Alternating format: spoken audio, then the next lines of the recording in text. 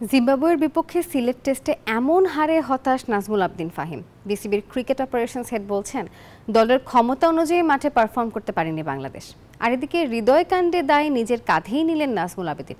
চাপের মুখে আবারও শাস্তি বাড়ল টাইগার ব্যাটার তাওহিদ হৃদয়ের।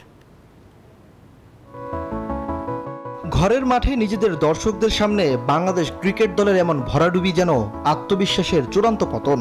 7 বছর পর আবারও জিম্বাবুয়ের কাছে হার, তাও টেস্ট ফরম্যাটে। 3 দিনেই খেলা শেষ, এমন লজ্জার হারে হতবাক ক্রিকেট ভক্ত থেকে শুরু করে বিসিবি কর্তারাও। এই ব্যর্থতার কারণ জানতে শুরু হয়েছে সমালোচনা। ক্রিকেট অপারেশনস কমিটির চেয়ারম্যান নাজমুল আবদিন ফাহিম খোলাখুলি বলছেন, দলের এমন পারফরমেন্সে তিনিও হতাশ। কিছুটা পেইনফুল, কারণ আমরা আমাদের দলকে যে জায়গায় এখন দেখি বা দেখতে চাই, বা আমাদের দলের সক্ষমতা নিয়ে আমাদের যে ধারণা, সেটার সাথে এই রেজাল্টটা একেবারেই মেলে নাই। খুব দুঃখজনক যে আমরা কিন্তু চেষ্টা করেছি যে এখন এমন সব কন্ডিশনে খেলতে, যে কন্ডিশনটা নট নেসেসারিলি আমাদেরকে খুব ফেভার করবে।